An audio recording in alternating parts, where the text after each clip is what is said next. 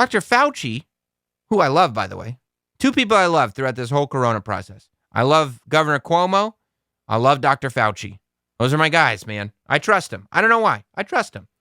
Dr. Fauci went out and said that there's no shaking hands anymore. Even after corona, there'll be no shaking hands.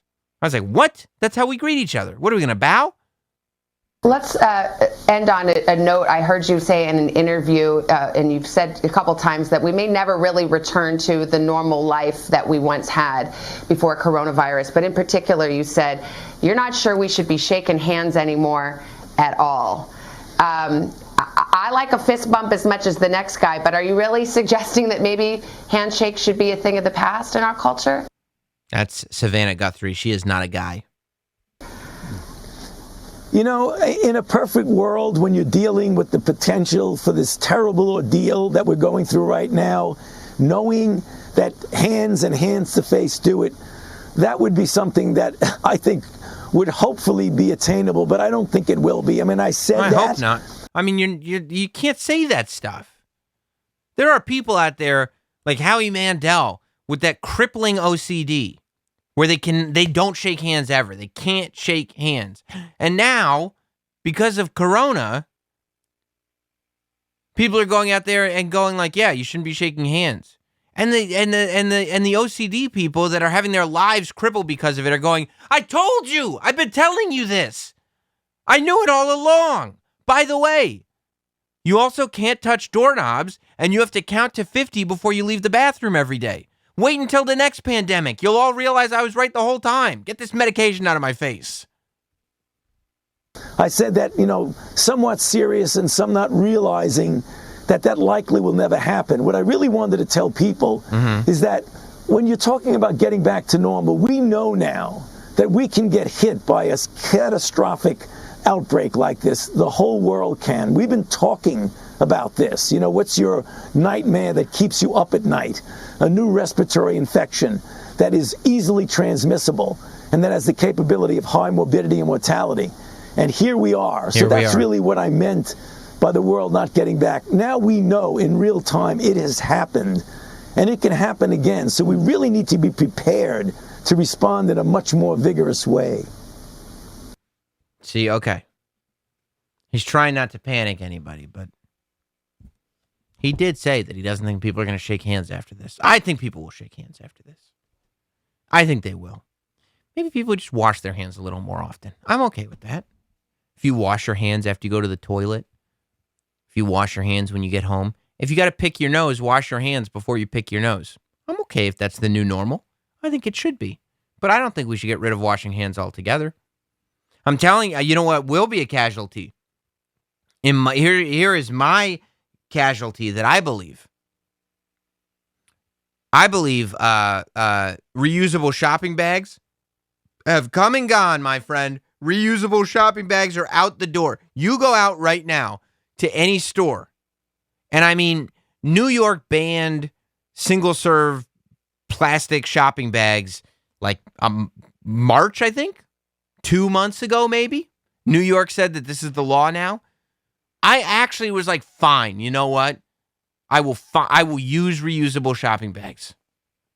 I'll do it. Like right before the quarantine, I was like, okay, if this is the way it's going to be, paper bags are annoying, they rip. Fine, Jess, I'll use reusable shopping bags.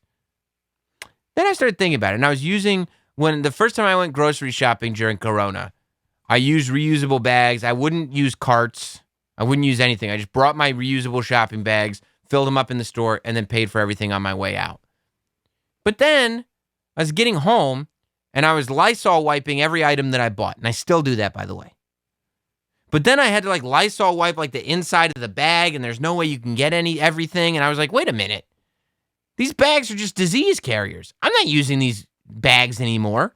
So I started wearing the gloves and getting a shopping cart with the gloves on. But after I was like, I'm not using these reusable bags anymore. I'm going back. I'm going to the paper bags. Every store that I went to had a sign in the window.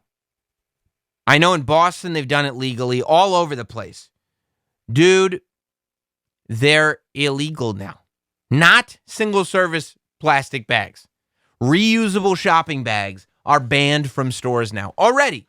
After 2 months, they've realized this is no bueno. We can't do this. There's no way that they come back after this. No way. The one thing that happens here, right? Here's the thing. This quarantine has lasted long enough that people are developing new habits. And they're not going to break these habits unless they absolutely have to, unless something else changes their lives.